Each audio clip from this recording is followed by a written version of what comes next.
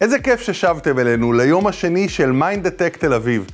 אם אתמול כיסינו את המגמות שיש בחדשנות דיגיטלית, מגמות גדולות בהשקעות בתקופה הזאת, שיחה מרתקת על תפקידו של דאטה בתקופה הזאת, ואיזה תובנות אנחנו מפיקים בדאטה בחברה הנוכחית שלנו. היום אנחנו נשוחח על דברים נוספים מרתקים שמאפיינים את שנת 2020.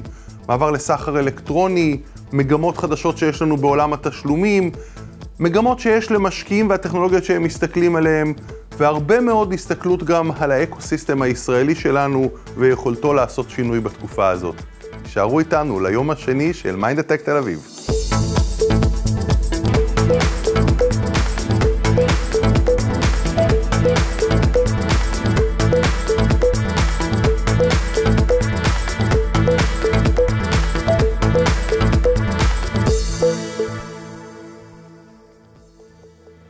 מחקר של חברת לומינטי הישראלית מלמד שבשנת 2020 רובנו עברנו בפעם הראשונה להיות צרכנים דיגיטליים. אנשים שעד שנת 2020 לא באמת התנסו ברכישות באינטרנט, חששו להכניס אמצעי תשלום לרשת, ויותר מזה, היו רגילים בחוויה הפיזית של הגעה לחנות, שיחה עם הזבן או עם הכימונאי, נאלצו לעבור לסחר אלקטרוני. בפעם הראשונה, בתקופת הסגרים הגדולה, חנות הרחוב שלנו, השכונתית, הופכת להיות דיגיטלית. סופרים, חנויות אופנה וכולם חייבות בשביל לשרוד להפוך להיות דיגיטליות, והסחר האלקטרוני הופך להיות לחוויית הסחר המרכזית. מה שמעניין בנתונים שחברת לומינטי גילתה, זה שהטרנספורמציה בעיקר השפיעה על אנשים בגיל השלישי. זו החוויה הראשונה שלהם לחוות תשלומים דיגיטליים וסחר דיגיטלי, ומאמצים את זה בחום. אבל הדבר הזה גם יוצר אתגר לעולם התשלומים. כי אם חוויית התשלומים של האדם שהוא דיג'יטל נייטיב, הוא גדל שם, הוא יודע איך להשתמש בתשלומים והוא רגיל, החוויה לא כל כך טבעית למי שזה ההתנסות הראשונה שלו בסחר אלקטרוני. האתגר הזה לחברות התשלומים, איך יוצרים אמצעי תשלומים אינטואיטיביים שמתאימים לקהל החדש בסחר האלקטרוני, ואיך גם מבקרים את ההונאות ואת התרמיות שמטבע הדברים ההאקרים מנסים לבצע בתקופה הזאת. ולכן זה יהיה מרתק לשמוע שיחה בין אפי דהן, שהוא מנהל אזור ישראל, מרכז ומזרח אירופה בפייפל, עם אליחי וידל מכלכליסט. תודה נמרוד, ושלום אפי. שלום אליחי. אני אתחיל בשאלה המתבקשת בעצם, איך עברו עליך חגי נובמבר? חגי נובמבר עברו מצוין, עדיין אנחנו בחודש דצמבר שהוא גם חלק מחודשי הקניות. סך הכל אנחנו רואים ששברנו את כל השיאים, הייתה שנה מצוינת מבחינת המסחר האלקטרוני, הרבה אנשים חדשים הצטרפו, אנחנו בפייפל רק ברבעון האחרון הוספנו 15 מיליון יוזרים חדשים שהתחילו לקנות באינטרנט, וכמובן יותר מ1.5 מיליון סוחרים ברחבי העולם, וכולם לקחו חלק בחגיגה. אתם כחברת תשלומים דיגיטליים יכולים לראות בעצם את כל תעשיית האי-קומרס במבט על. איזה מגמות מעניינות ראיתם השנה? קונים, אופי של קונים, מי קונה, מה קונה? כן, אנחנו ראינו השנה, כמו שאמרתי, כל העולם בעקבות הקורונה עבר למסחר אלקטרוני, לצרוך תוכן וגם לקנות באינטרנט, וראינו שזה דבר שהוא, אם בעבר הוא היה nice to have, היום כל אחד מבין ששם החיים מסתובבים, ואפשר לעשות את זה בצורה נוחה, בטוחה ויעילה ולחסוך הרבה כסף. אנחנו רואים במהלך השנים האחרונות צמיחה מהירה של המסחר האלקטרוני בעולם, משהו כמו 20% כל שנה, גידול גם בעולם וגם בארץ. בעיקר הצרכנים נכנסים לאינטרנט, נכנסים ובודקים אתרים ויודעים איך לקנות. הישראלים מאוד מתוחכמים, הם שואלים חברים, הם עושים מחקרים, הם קונים, הם חוסכים כסף, הם מכינים את העגלות קנייה מראש, הם יודעים את כל החגים, הסינגל דיי והבלק פריידי והסייבר מנדיי, מתי לקנות ואיפה לקנות. מה שראינו בשנה האחרונה ובחודשים האחרונים בעיקר, שגם העסקים, הבינו שזה לא משהו שטוב שיש לנו, זה משהו שאנחנו חייבים לפתח את המסחר האלקטרוני, אחרת אנחנו לא נהיה רלוונטיים בעתיד, ומי שעשה את הצעדים מהר מאוד בתקופת הקורונה, הכין אתר למסחר אלקטרוני, שיפר את כל התהליכים, את התשתיות, את השירות, את החוויה, לקח חלק במסחר והגדיל את העסק ונהנה מהתקופה הזאת. ומי שנשאר מאחור, התקשה באמת לשרוד בתקופה הזאת, ואנחנו רואים שהעסקים הקטנים בישראל לקחו צעד אחד קדימה ועשו את זה בצורה מאוד מהירה. היום 40% מכל העסקים הקטנים בארץ מוכרים באינטרנט, ואחד מכל 6 עסקים קטנים עושה את זה גם לחו"ל, שזה דבר מרשים, ורוב התנופה הזאת קרתה בחודשים האחרונים. קונים הרבה בעולם, אם כי הצמיחה היותר מהירה הייתה בשוק המקומי, יש לנו עניין של סולידריות, אנחנו רוצים לעזור לעסקים קטנים, וכמובן ברגע שהשירות משתפר ברמה המקומית, כל אחד מאיתנו מעדיף לקנות כחול לבן ולתמוך בכלכלה המקומית, ואין סיבה שלא נעשה את זה. אנחנו קונים הכל, קונים כמובן אופנה, גאדג'טים, חשמל, מוצרי אלקטרוניקה וכו'. בשנה האחרונה ראינו שבאמת כל אחד נשאר בבית הרבה שעות, ולא רצה להפסיק לחיות, וקנינו הרבה דברים שקשורים לריהוט של הבית, ריהוט הגינה, הוביז, קורסים, ספורט, המון דברים אנחנו עושים, ואני חושב שמה שהכי מאפיין את התקופה הזאת, שגם הקהל המבוגר של 60 פלוס, 70% מהם כבר קונים באינטרנט, שזה דבר יפה, ולמעשה היום כולם לוקחים חלק בחוויה. זה משפיע משהו גם על האופי של הדברים שקונים, של המוצרים שקונים, או אתה אומר, גם קהל חדש, שלא היה עד עכשיו, וגם קהל שונה, אתה אומר, המבוגרים יותר. זה משפיע גם על האופי של התכנים, של המוצרים שהם קונים? תראה, אני חושב שאנחנו באחוז חדירה מאוד מאוד גבוה, שאני אומר, למעלה מ-70% באוכלוסייה מבוגרת, ולמעלה מ-80-85% באוכלוסייה צעירה, זה אומר שאנחנו קונים הכל. כמובן שבשנה האחרונה נפתחו כל מיני דברים, וראינו הרבה מאוד קורסים ולימודים וחוגים, שבעבר היינו עושים אותם אופליין, הם עברו לאונליין. אז רואים יותר ויותר דברים בסגנון הזה שקונים.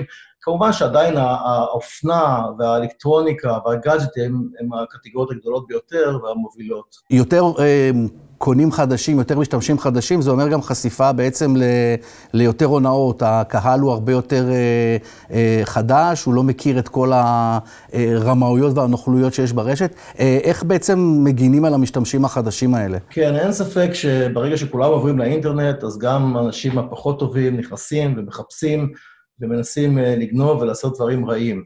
אנחנו עושים מאמצים, פייפל הוקמה לפני יותר מ-20 שנה, באמת לשמור על הנושא של הכסף של הקונים והמוכרים, ולתת לחוויה להיות נוחה, מהירה וגם בטוחה יותר. אנחנו משקיעים המון ונמשיך להשקיע יותר, וכמובן אנחנו עסוקים גם בלחנך את הקהל, איך לקנות, ממה להיזהר, כל מיני דברים שנראים מוזרים, מקבלים וואטסאפים, אס-אמסים, עם לינקים, להכניס פרטי חשבון, זה דברים שכמובן צריך להימנע מהם, לא להתפתות. וככל שאתה קונה יותר ולומד יותר, אתה מרגיש הרבה יותר בטוח, אתה יודע מה לעשות, ממה להיזהר, וכמובן הכי בטוח זה לקנות מאתרים שאנחנו מכירים, מקבלים המלצות בחברים, וכמה שאפשר לא לחשוף את פרטי כרטיס האשראי ברשת, היום אפשר לעשות את זה בצורה הרבה יותר בטוחה ונוחה. אתה אומר חברה של 20 שנה, אתם כמובן מהחלוצים בתחום, והשאלה שלי ממש מתבקשת, בשנה, שנתיים, 3 האחרונות, אנחנו רואים את ההתגברות של התחרות בתחום של תשלומים דיגיטליים, מצד אפליקציות וכל מיני נותני שירותים. איפה בעצם זה תופס את פייפל, ואיך היא מתמודדת עם התחרות הזאת? כן, אז אולי זה שמע קלישאה, אבל תחרות זה דבר מצוין, זה עוזר לכולם, זה מחדד את כולם, וזה למעשה נותן בסוף שירות טוב יותר לצרכנים וגם לסוחרים. אנחנו, שוב, אנחנו פועלים ב-200 מדינות, אני לא מכיר עוד הרבה חברות שנותנות שירות במגוון רחב של שירותים ומדינות. כמובן שהתפיסת עולם שלנו היא לתת שירות כמה שיותר גמיש, כמה שיותר רחב, עם כמה שיותר אופציות, ולהרחיב את השירות במדינות שניתן לעשות את זה בצורה מהירה כמה שאפשר. אנחנו יודעים שאנשים רוצים גמישות, אנחנו רוצים לקנות באינטרנט בצורה מהירה, אנחנו רוצים לקנות בעזרת ה-one touch, לחיצה אחת, אנחנו רוצים לקבל הלוואות, אנחנו רוצים לקבל קרדיט, אנחנו רוצים לדעת שעוזרים לנו לשלם בצורה נוחה, אנחנו רוצים להשתמש באמצעי תשלום אחד, ובמקום אחר אנחנו רוצים באמצעי תשלום אחר, אנחנו רוצים לשלם בעזרת ארנקים, אנחנו רוצים לשלם בעזרת כרטיסים, אנחנו מאפשרים מגוון כמה שיותר רחב במרב המדינות, ואני חושב שמי שיציע חוויה טובה יותר, גמישה יותר, ורמת שירות טובה, הוא ייקח נתח שוק גדול יותר ברחבי העולם. ושאלה אחרונה, ככה קצת מורכבת, אבל גם כן בהתאם להתפתחויות, PayPal העולמית הודיעה בחודשים האחרונים, בשבועות האחרונים, שהיא מאפשרת גם לרכוש באמצעות ביטקוין. שאלה שלי, האם אנחנו נראה מתישהו גם בישראל אפשרות לרכוש בביטקוין? ואיפה מבחינתך בעצם נמצאת ישראל על הסקאלה בין שמרנות לליברליות מבחינת הרגולציה הפיננסית? מבחינת שירותים שפייפל משיקה בעולם, כמו שאמרתי, אנחנו נשתדל להציע כמה שיותר שירותים ברחבי העולם, כולל ישראל. כמובן שבתור חברה גלובלית אנחנו מתעדפים את הפיתוח למדינות מסוימות, בהתאם לצורך, בהתאם ליכולת שלנו לספק את השירות, וכמובן לעמוד בתנאי הרגולציה בשווקים המקומיים. הנושא של ביטקוין ומטבעות דיגיטליים, נושא מאוד מעניין, אנחנו התחלנו לחקור את העניין כבר לפני מספר שנים, עשינו את כל הצעדים שאנחנו צריכים כדי להיכנס בצורה בטוחה ומשמעותית לתחום הזה. הודענו באמת לפני מספר שבועות שכרגע בארצות הברית, אני מניח שהדבר הזה יתפתח גם לשאר יותר מדינות בעולם, אפשר פשוט לקנות ולהשתמש בביטקוין כמטבע לכל דבר, כמו שקונים בדולר, אפשר להחזיק את המטבעות האלה בארנק, אפשר לקבל ביטקוין, אפשר לשלם בביטקוין, ולמעשה זה רק תחילת הדרך, סנונית ראשונה, ואני מניח שיהיו הרבה התפתחויות גם בעולם, גם בארצות הברית, באירופה, ואנחנו כולנו תקווה שזה מתישהו גם מגיע לאזור שלנו.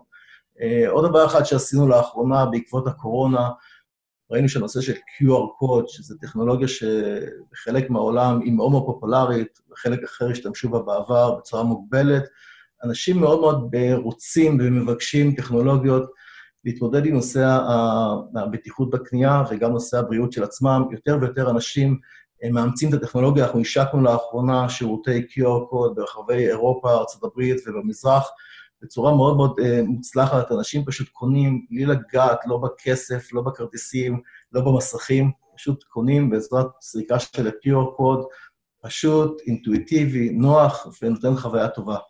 ואלה הכיוונים פשוט בעתיד, אני חושב שיותר ויותר נראה תשלומים בעזרת contactless payment וללא מגע, וכמובן הדברים האלה יתרחבו במשך הזמן. אז עם החידושים והתקווה והאופטימיות אנחנו נסיים. תודה רבה אפי. תודה רבה. ובחזרה אליך נמרוד. תחום הבינה המלאכותית מרתק את כולנו. אנחנו מבינים שמכונה בהדרגה יכולה לקחת תפקידים שקודם היו לבני האדם ולהחליף אותם בצורה טובה יותר. אבל כדרכנו עם טכנולוגיה חדשה, בהתחלה אנחנו מאוד מתלהבים. כל הכנסים דיברו על הפוטנציאל, האמנו שתוך זמן קצר רובוטים ומכונות יחליפו את כולנו. לאחר מכן, כמו שקורה הרבה פעמים עם טכנולוגיה חדשה, באה גם האכזבה. כיוון שמטבעה של טכנולוגיה לוקח לה זמן להבשיל, לוקח לה זמן להתאים לחלק מהיישומים בחיינו, ופתאום החל גל של אכזבה ממה בינה מלאכותית לא הייתה קשירה לעשות. בעיקר בתקופת הקורונה שמענו שיח של אכזבה, איך בינה מלאכותית לא עזרה לנו טוב יותר לחזות את המחלה, להתמודד עם התחלואה, ופתאום חשנו שיחה ביקורתית.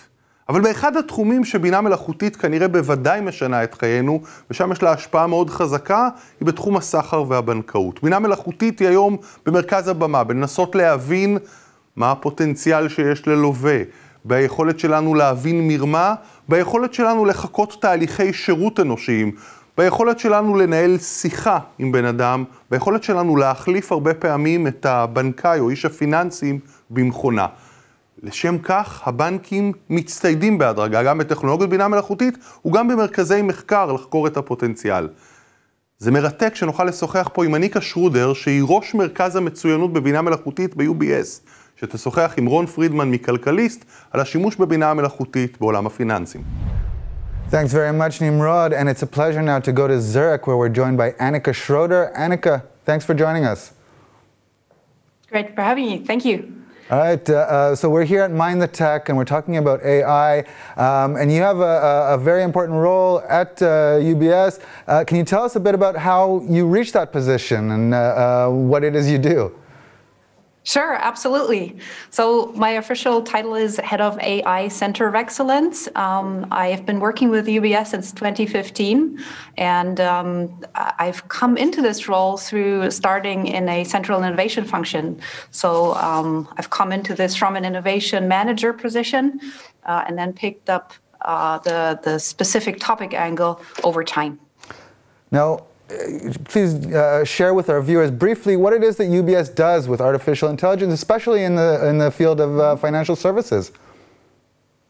Yeah, absolutely. So let me start by actually defining artificial intelligence a little bit better. The capabilities that we are actually looking at UBS span across everything around machine learning primarily. So I'd like to be very precise on that. Yeah. But we're looking at all the different capabilities that you can achieve with machine learning. So we're looking at natural language processing and all of its sub-capabilities like sentiment analytics or chatbots or machine translation. We're looking at computer vision, and we're also looking at voice transcription and authentication. So these are kind of the capabilities, but it really spans across all areas. So it really gets applied front to back across the front, middle, and back office. Now, UBS has kind of taken artificial intelligence or machine learning, to be more precise, as you mentioned, and went all in on it. You even established this Center of Excellence. Can you tell us a bit more about that, its function and its role in the organization? Absolutely, yeah. So we are a part of the central technology function. We're embedded in the infrastructure and security engineering department. And what we do is really provide support around innovation and research. So we support ideation, the establishment of proofs of concept around all AI capabilities. We help people scope out their hypotheses and their ambitions and execute proofs of concept in our research and development labs.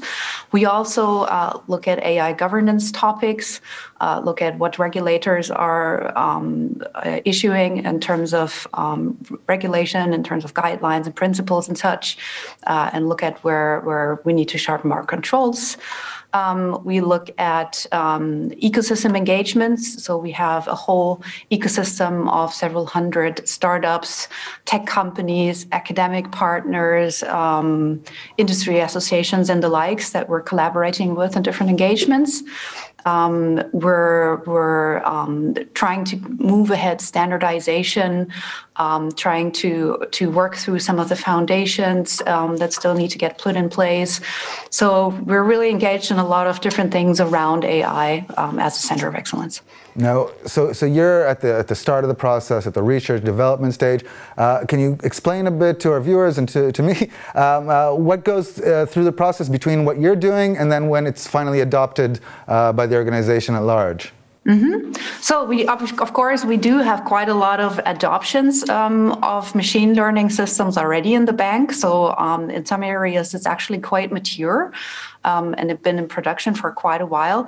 So what we do is we adopt a very scientific and diligent process around the experimentation. That's really essential because machine learning systems tend to learn and get better over time, but they do get it wrong in a significant amount of time. So we really have to be very diligent in scoping out our testing, making sure that we have the right data going in, that we have the right algorithm to apply, the right goals set to achieve, that we validate very, very diligently and test very diligently. So this is all part of a process that can to a large extent be reused in the implementation. So once we have proven hypothesis around performance of a machine learning system, the path goes through the business divisions who then are deciding whether to invest in a certain technology and build it out into production. And then they productionize it according to our normal sort of IT investment life cycle. Right. Now, so obviously you've got a lot of activities, operations going on there at the center, but are there instances where you have to seek outside of the company and the expertise that you have in terms of other startups, other innovations that aren't homegrown? Absolutely. So in whatever we do for every use case, because they are very specific, we apply a very conscious decision around make or buy, essentially. For everything you do, you have that option to create a machine learning model on your own, if that is feasible. or to go out to the market, work with an academic partner, or work with a big tech, work with a startup, whatever it may be, or even work in a consortium. And what we apply is a very rigorous decision process, so we make those decisions consciously. Meaning that we, for every use case, we'll look at its criticality, we look at whether the data secrecy levels make it adequate to do this internally, and many other considerations eventually leading to such a conscious decision. So yeah, we do work with external partners quite a lot. We do accept lots and lots of pitches also from startups. We work with academic partners all across the US, Europe, and APAC, and we have something called the Future of Finance Challenge every 2 years, which is a startup challenge where UBS puts out specific problems that startups can apply to as actual business problems. And we take them through a whole selection process, we take them through mentoring, and we actually end up working with quite a lot of those startups eventually on POC and sometimes also buy their products, become partners. Fantastic. Now, I'm speaking to you today from Israel. UBS has a team here. Can you tell us a bit about what it is they do and how you integrate? Yeah. So UBS, of course, has been in Israel with our wealth management business, for instance, for quite a while already, for many years. So we've been actively watching Israel as a interesting ground for technology development for many years already. So from that scouting, we've come to a conclusion that it is definitely, a region to be reckoned with. There's so much great tech talent there. So we are building a team at the moment of technology experts in Israel. So that is very much underway. So yeah, we're really counting on the great tech talent that is there. Can I take a step back and look a bit to the future? How significant are these technologies going to be, specifically for the financial sector in the next 5 to 10 years? Are we going to see banks or financial institutions kind of be run essentially by machines, or is that science fiction for you? I would say that's probably still a little bit away, but now is really the time to be giving this topic a lot of attention, I would say, definitely, because we've never before seen such a favorable combination of data, of algorithms, of affordable storage through cloud technologies, and of course of talents. There's a lot of graduate talents coming out of the data science master's programs and such. So that makes it really viable to, for the first time on a really scalable level, expand the activities in AI. We are very far away still from general purpose machine intelligence, right? That's some say this is still decades ahead. Mm-hmm. But in specific applications or narrow applications, as we tend to say, such as building a better client understanding or predicting stock prices or doing compliance tasks, for instance, there it can already be applied very beneficially. So it is going to be relatively disruptive in the long term. Right now, it's a very phased and gradual deployment of these AI technologies in narrow and specific areas. So the important thing is that you do this very consciously, very gradually, in a very controlled manner. I think the chance that everything will be automated, you don't have to deploy AI technologies to automate every process. You can keep the human in the loop. You can choose to augment the human process instead of just completely automating a task. So this will be a step-by-step journey. So I tend to say it's a marathon, not a sprint. Great. Now, you mentioned earlier about regulators. How big a part do they play, and how do you even go about regulating technology that's, as you said, it's still in early stages and has a lot to progress? And what kind of agencies can even regulate something that's so global and so international? So this is really interesting to watch at the moment because there are, of course, a lot of regulators and a lot of policymakers who are looking at this, who are increasingly, investigating the potential, but also the challenges of AI, and forming working groups and similar things, and not just on the national level. Across the US, across EMEA, across APAC, you already have some banking regulators, for instance, that have released principles around AI. And principle speaks a lot because these guidances or these papers that get issued, they are primarily principles-based so far. So they circle around things such as explainability. They circle around things such as our concepts of fairness, being respected, keeping AI systems discrimination-free and fair, and free of biases. So they are very much focusing on very specific topics that are known as challenges. But there's also working groups that are separate from national policymakers. There's institutions like the European Union or supranational, supra-regional institutions that are looking at this. So this is very much evolving. What you can also see is that some topics, common opinions are already forming. So just the few items where the media has put a lot of attention to challenges around AI, such as recruiting-centric algorithms, such as face recognition, often being around the discrimination potential in these algorithms. So these are getting a lot of attention and common opinions are forming. Annika, thank you very much. A fascinating topic and great to hear from you, to see and hear what UBS is doing in the field. From Zurich in Switzerland, back to Tel Aviv. Thank you very much. Pleasure. And I'm going to throw it back to Nimrod now. בשנת 2020 נדמה שכולנו עשינו בינג' באופן רציף. ראינו טלוויזיה, ישבנו בבית, היינו בסקר, וראינו כנראה את כל התוכן הטלוויזיוני שהיה שם.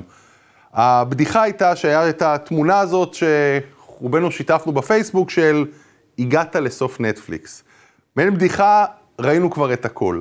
באתגר הזה שאנחנו כל כך הרבה שעות מול הטלוויזיה, חלק מכורח בגלל הנסיבות של הקורונה, ואנחנו מצפים לתוכן מעניין יותר, מסקרן יותר, כזה שיותר מערב אותנו כצופה, ניצב אתגר, גם ליצרני התוכן הטלוויזיוני, גם לחברות אשר מנסות לשדר לנו את התוכן הזה ולהתחרות ביניהן על היצע התוכן, על איכות השידור, על היכולת להכיר אותנו טוב יותר, להתאים תכנים שכנראה לי יעניינו יותר.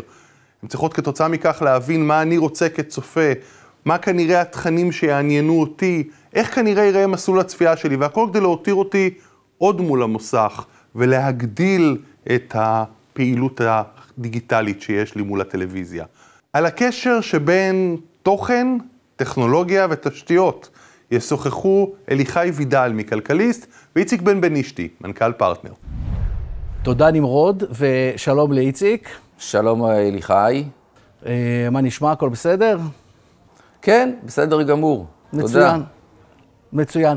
אז בוא נתחיל לדבר על החיבור בין טכנולוגיה לתוכן. בחודשים האחרונים החיבור הזה הפך להיות הרבה יותר אקוטי מבחינת המשתמשים. אנחנו יושבים הרבה יותר בבית, אנחנו צריכים לתקשר מרחוק אחד עם השני. איפה זה תופס את פרטנר, גם כספק תוכן או צינור של תוכן וגם כספק טכנולוגי? תשמע, זה פוגש את, קודם כל המגמות שאמרת הם מאוד מאוד התעצמו, אכן בחודשים האחרונים, מאז הגל הראשון של הקורונה, ואנחנו נמצאים כבר עמוק בתוך סיפור הקורונה. פרטנר פגשה את האירוע הזה בכמה כיוונים. אחד, בהיבט הטכנולוגי של פריסת הסיבים שלנו. המודעות לצורך באינטרנט מהיר בבתים עלתה עשרות אחוזים מאז שהקורונה התחילה, אנשים יושבים יותר בבית, משפחות שלמות יושבות על גבי האינטרנט, הילדים נמצאים בגיימינג, ההורים נמצאים בזום, הילדים נמצאים בזום, הטלוויזיות פתוחות בבית, והרבה מאוד ממשקי הבית בישראל מחוברים לטלוויזיה של פרטנר שהיא על גבי האינטרנט, ואז בעצם ההבנה והצורך באינטרנט איכותי, חזק, יציב, שישרת את כל המטרות האלה של הצרכנים בבית, קיבל מודעות מאוד מאוד גבוהה, ואנחנו רואים את זה ברמת הביקושים לפרויקט הסיבים שלנו. דבר שני שאנחנו רואים, זה בהיבט צריכת התוכן, כמו ששאלת, אליחי. אנחנו רואים שיפטינג מאוד מאוד גדול מערוצי הברודקאסט לשירותי הסטרימינג. הרי אנחנו בפרטנר TV כפורצי דרך הבאנו הסכם עם נטפליקס, שהיא נמצאת על גבי הממיר שלנו כחלק מהשירות שלנו, והצריכה של תוכן שהוא סטרימינג, שזה בעצם הסופר אגריגציה שאנחנו עושים לתכנים עולמיים, הלכה וגברה מאוד מאוד משמעותית בחודשי הקורונה, וגם שעות המסך הלכו וגדלו בצורה מאוד מאוד משמעותית, מכיוון שאנשים נמצאים בבית וצורכים הרבה יותר תוכן. זה בעצם משליך גם על התשתיות, יש מגמות שונות, צורכים יותר וידאו לעומת דאטה במה שראינו בחודשים שלפני זה? כן, בהחלט, השיפטינג לצריכת וידאו עלתה בצורה מאוד מאוד משמעותית. אנחנו רואים את זה בשני היבטים, אחד על גבי פרטנר TV, זה שירות על גבי האינטרנט, הטלוויזיה הפתוחה שלנו, ואנחנו רואים את זה גם בשירותי הגיימינג, שלקוחות צורכים הרבה יותר גיימינג, מן הסתם זה בעולם הילדים, עולם הנוער, ושם הוידאו מככב. אני מניח שעדיין צופים, רוב הצופים משתמשי פרטנר, צופים בממיר של פרטנר באמצעות הטלוויזיה. אתם רואים גם איזה שינוי מעבר של צפייה בתכנים של פרטנר בסלולר? כמו שמגמה שאנחנו רואים בארצות הברית, למשל. כן, בהחלט. גם על גבי הסלולר אנחנו רואים צריכה הולכת וגוברת של שירותי וידאו, וגם שירותי קרומקאסט. אנחנו ראינו אגב בליל הסדר, שהרבה מאוד מאוד לקוחות שלנו על גבי הסלולר, עשו בעצם שידור מהסלולר לטלוויזיה, ושירות זום שהפעילו אותו בסלולר, צרכו אותו על גבי הטלוויזיה בסלון, וככה שיתפו אחד את השני בליל הסדר.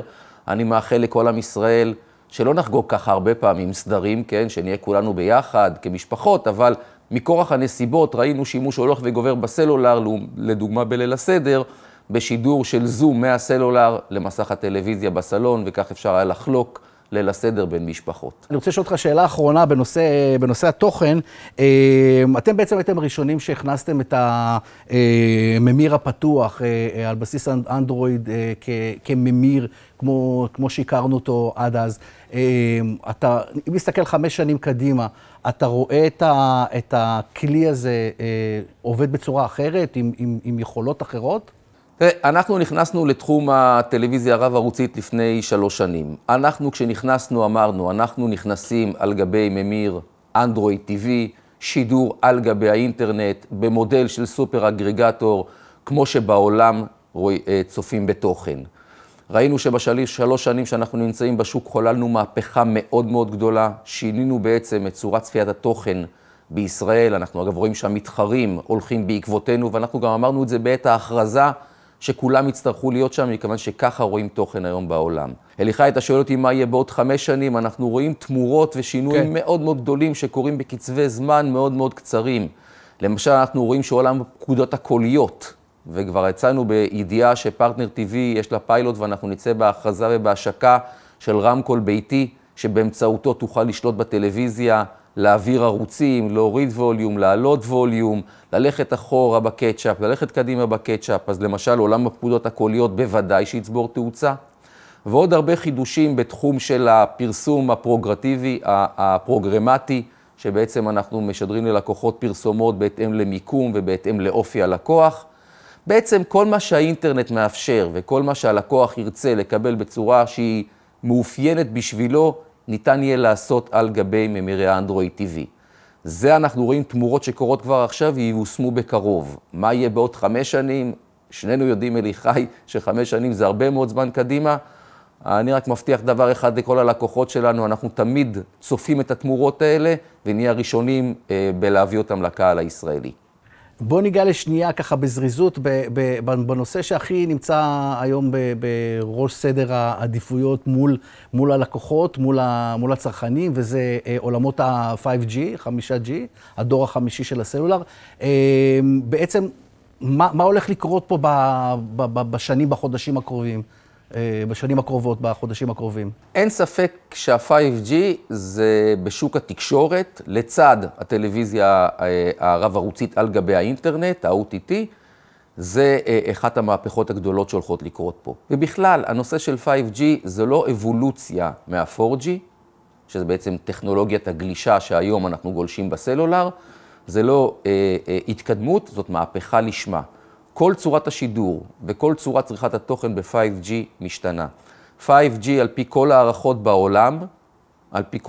בעולם, יגדיל את כמות המשתמשים הסלולריים בעולם פי 10. עכשיו, זה לא שהאוכלוסייה תגדל פי 10, אלא שאם היום מחוברים 5 מיליארד איש לטלפונים סלולריים, שזה עיקר הצריכה הסלולרית בעולם, הערכה היא שב5 שנים הבאות או ב7 שנים הבאות, יהיו 50 מיליארד דיווייסים מחוברים לרשת 5G, מכשירים, ולא סמארטפונים. עכשיו, מה זה מכשירים? זה מכוניות אוטונומיות, זה מפעלים שלמים של כל פסי הייצור יעבדו וידברו בינם לבין עצמם ברשת ה-5G, זה כל המרכזים הלוגיסטיים שידברו ביניהם ב-5G, זה מרכזים רפואיים שיעבדו ב-5G, ולמה? מכיוון שהרשת הזאת מאפשרת גלישה במהירויות עצומות, עם כמעט אפס שיהוי, שזה בעצם מה שמאפשר את השימוש במכונות אוטונומיות או בדיווייסים רפואיים.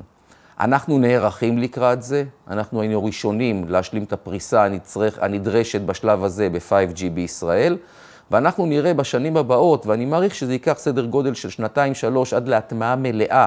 שמה זה הטמעה מלאה? זה בעצם יצירת הרשת, שזאת הפלטפורמה שעליה יגלשו ב-5G, מכשירים שיגיעו, רק עכשיו, בסוף החודש הזה, יגיעו המכשירים הראשונים של אפל לישראל, שתומכי 5G, ובעקבות זה גם יגיעו הסמסונגים ומכשירי האנדרואיד האחרים, ביחד עם אפליקציות מיוחדות שיהיו לטכנולוגיית ה-5G. ששלושת אלה יחברו ביחד, אנחנו נראה את המהפכה קורמת עור וגידים. אז אני רוצה שאלה אחת לסיום, כי זמננו ממש קצר. הזכרת בהתחלת השיחה את הסיבים האופטיים. שתי שאלות קצרות ממש, אם אתה יכול בשני משפטים. אחד, מתי אנחנו בעצם אמורים להגיע ל-100% פריסה בישראל של סיבים אופטיים, או השלמת הפרויקט שלכם של פריסת הסיבים האופטיים?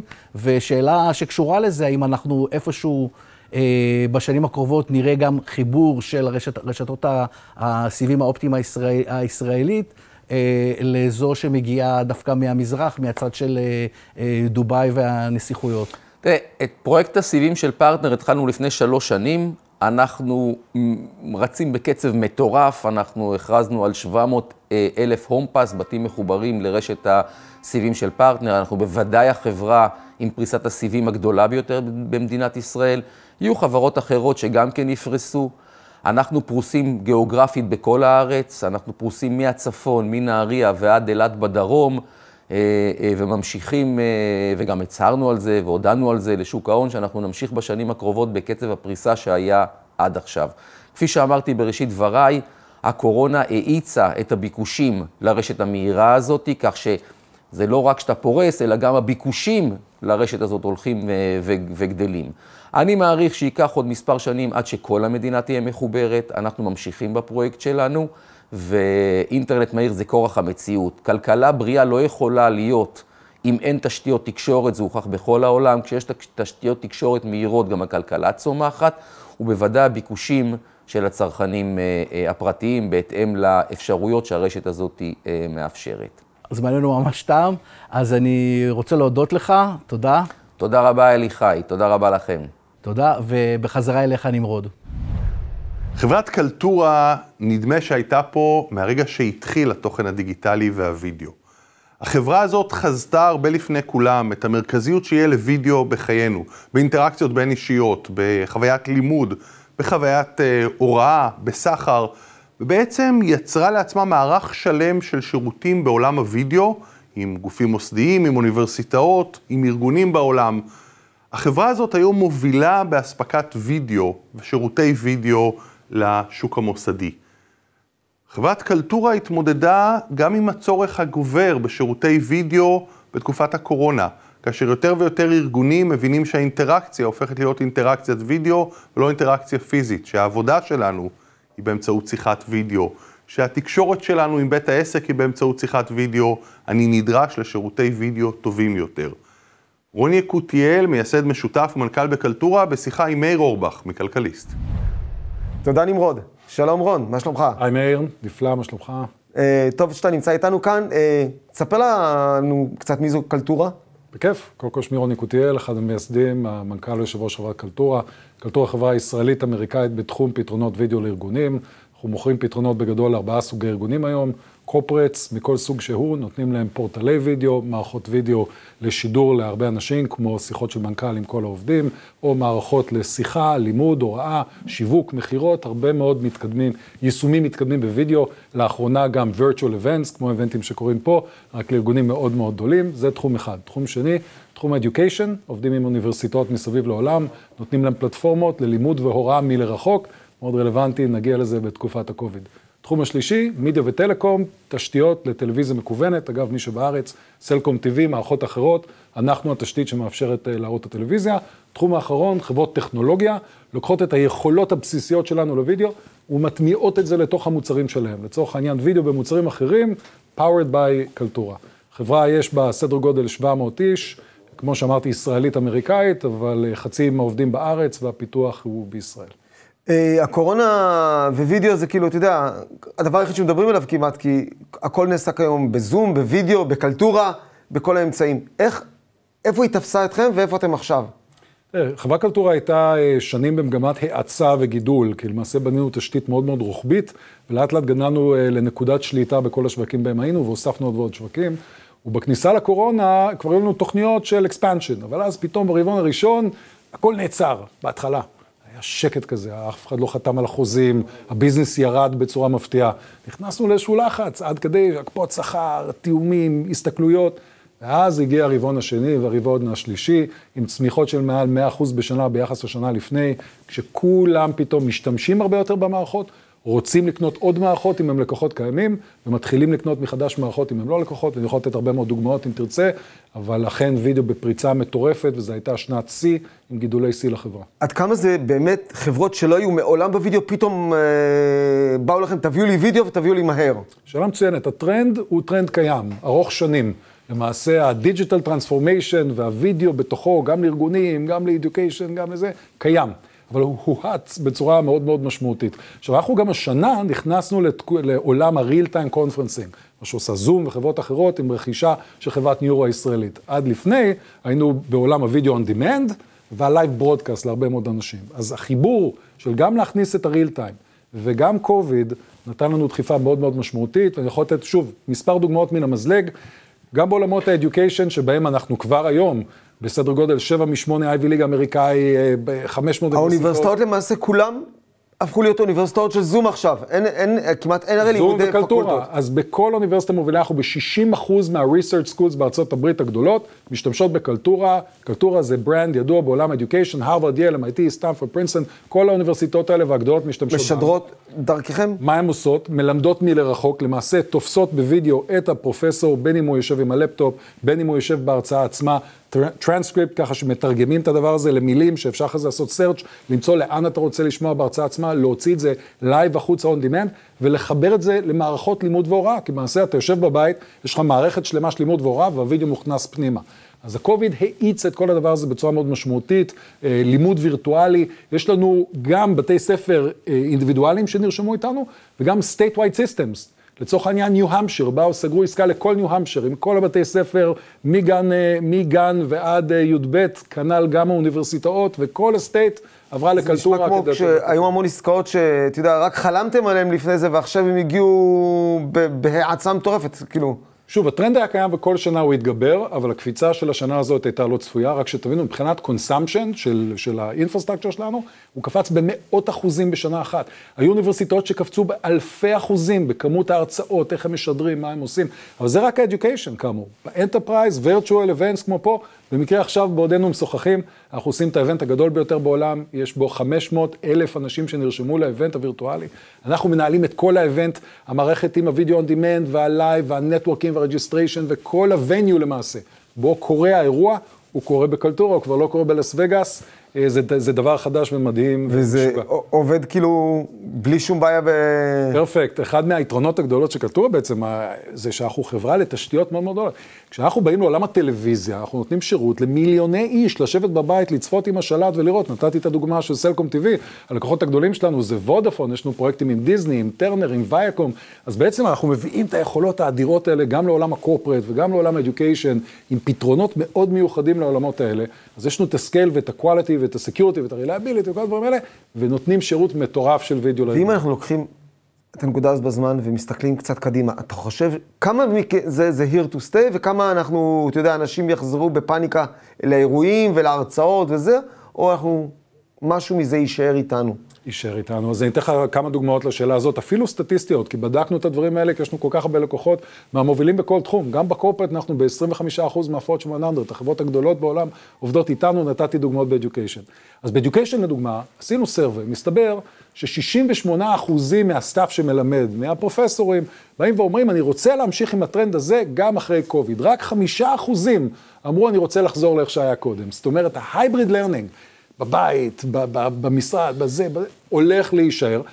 מאידך, רק חצי מהם, 50% טוענים שיש להם היום את הכלים המתאימים בכלל להתחיל לחשוב איך לעשות את זה. אז יש פה גאפ, יש פה צורך להכניס עוד טכנולוגיות, ויש את הרצון האמיתי להמשיך. אם נלך לעולם הקורפרט, אותו דבר, work from home, אני אגיד עוד מעט אולי על קלטורה, אנחנו עוברים לעבוד הרבה יותר בבית, נכנסנו מאוד מוקדם לסיפור, עבדנו מהבית, אנחנו חברת וידאו, אנחנו משתמשים בכלים של עצמנו, אבל העתיד הוא ממשיך בכיוון הזה, ואולי במילה על הווירטואליות של האבנטים אפילו. כל החברות הגדולות ביותר בעולם שאנחנו עובדים איתם על האבנטים אומרים, אנחנו רוצים להתחיל היום בגלל קוביד, ולהמשיך את זה גם ביום של האחרי, כי האבנטים יהיו היברידים, חלק יבואו וחלק לא, וכי רוצים מערכת לעשות אינגייג'מנט לכל הקהילות שלנו. זה לא רק הנושא של הפיזיות של האבנט, זה הדרך להתחבר לקהילות השונות בעזרת כלים שהם אונליין. אז אקסלרציה, וזה ממשיך. שאלה לסיכום, שאם אנחנו מסתכלים לעתיד של החברה, וזה, אתה באמת מאמין כשאנחנו נעבוד במודל ההיברידי, באמת, חלק יעבדו מהבית, חלק מהמשרדים, האם זה דבר באמת ישים, אני מדבר על כוח העבודה שלכם, או שאנחנו נמצא מודלי עבודה חדשים? חברת קלטורה עברה מהר מאוד לעבוד מהבית ונשארה מאוחר, וגם עכשיו אנחנו עובדים מהבית על פי רוב, מדי פעם באים למשרדים. עשינו סרווי, 88% מהחבר'ה אצלנו אמרו שמאמינים שאיכות העבודה תמשיך גם אחרי קוביד, גם אם נשאר מהבית, ואותו מספר כמעט, 89% אמרו שהם רוצים מעל יומיים וחצי להישאר בבית. אנחנו רואים איך הדבר הזה עובד. יש פה מינוסים, יש פה אלמנטים שמה שנקרא water cooler conversation, איך אתה הולך במשרד, נתקל במישהו שלא תכננת לשוחח איתו, ומעביר לו קצת הקלצ'ר של הארגון, ופתאום שומע איזשהו משהו וכו'. לשבת כל היום מול המסך יש בזה משהו מאוד סינתטי, ולוקח זמן להתרגל לסינתטיות וגם לייצר חוויה שהיא הרבה יותר אמיתית. יהיו גם כלים וגם חברות כמונו יושבות וחושבות לא רק מה תשתית הוידאו, אלא איך מייצרים את החיבוריות ואת האקסייטמנט ואת הפאשן ואת הכיף ואת כל הדברים שלה מסביב. אנחנו עובדים על זה, אני בטוח שנעשה טוב. ואגב, זה לא שמעתה ועד עולם אנשים ישבו להם בבתים עם המסכים, אבל יחליטו בדיוק איפה ובמה להשקיע את זמנם הכל כך חשוב. לא ללכלך את הכוכב שלנו, יש נורא כוכב אחד, ולטוס מסביב לעולם ללא צורך. לא לנסוע לפגישות שאתה לא צריך להיות בהם, אלא לבחור את המקומות והזמנים בהם החיבור האנושי הוא כל כך חשוב, ויהיו עוד הרבה מאוד כאלה בעתיד. תודה רבה, מודה לך מאוד. תודה לך, מאיר. וואו, איזה יום היה לנו. אנחנו מסיימים את היום השני של Mind The Tech TLV, ואיזה אושר של תובנות יצאנו עם היום הזה. שוחחנו על התפקיד של וידאו, על חדשנות, על טכנולוגיה, על תוכן, על השקעות, ומעט הבנו יותר את האקוסיסטם הדיגיטלי בשנת 2020. אבל זה עוד לא הסוף. מחר, ביום השלישי של Mind The Tech, נמשיך בשיחה לגבי מדיניות השקעות, חדשנות, טכנולוגיה מישראל, וכיצד כנראה הזירה הטכנולוגית תתעצב בתקופה הזו. נשארו איתנו, ניפגש מחר.